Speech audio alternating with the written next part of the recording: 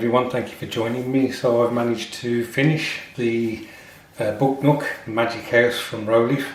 I've got to be honest, I was right, the hardest part was the electronics.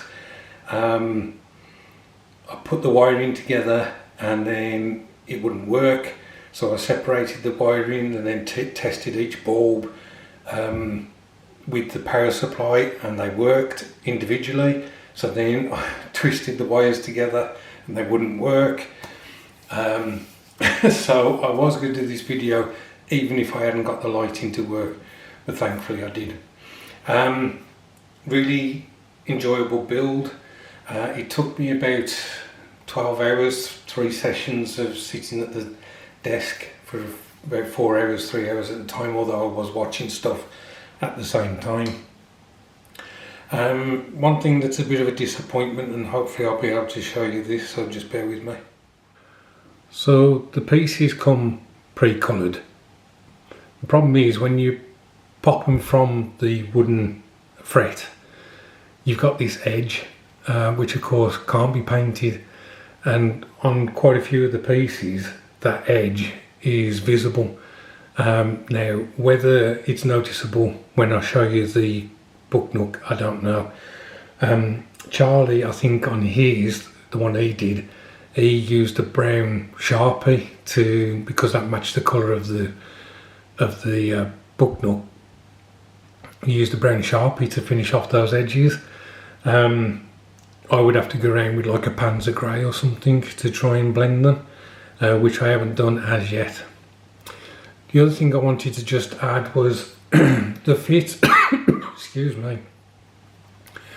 The fit of these tabs into the other boards can be quite tight. So what I did do on occasions was I just gave it a bit of a chamfer before fitting it, and that seemed to help. I did break 1 or 2 parts because of trying to force them into the slots.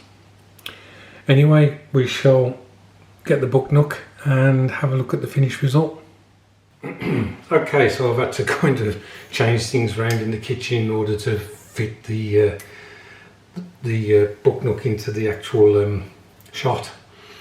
So that's it complete. Obviously all the windows inside have been built and so on.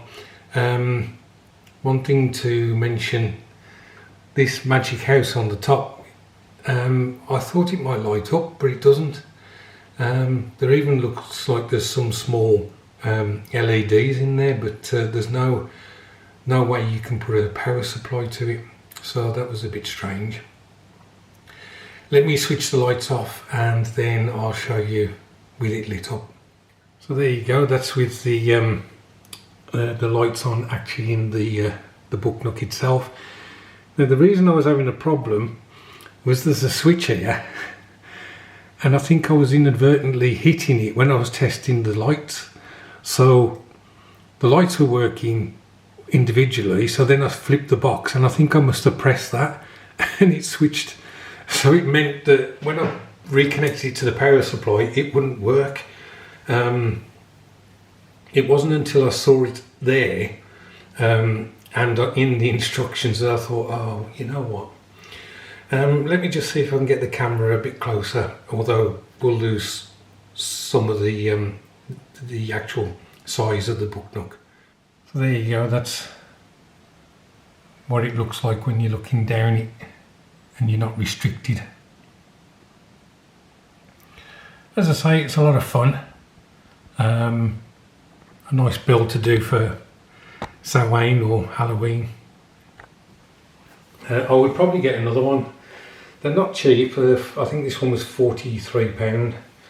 But as I say, if you just want to do something over perhaps 3 evenings where you haven't really got to glue anything, you haven't got to paint anything, you haven't got to trim anything, then, or apart from perhaps, as I say, chamfering the edges of the tabs, then I think it might be something you'd enjoy.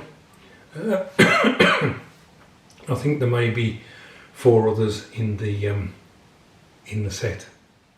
So there we go, that's another kit that was in the loft that's been completed, and I'm very happy to have this on the bookshelves. It's on the shelf above another book Nook, which was a Lego one, which was Gandalf and the Balrog, as I say, from Lego. So yeah. Thanks ever so much for watching. I do appreciate it. I hope your weekend is going well. Look after yourselves, and I'll catch up with you soon.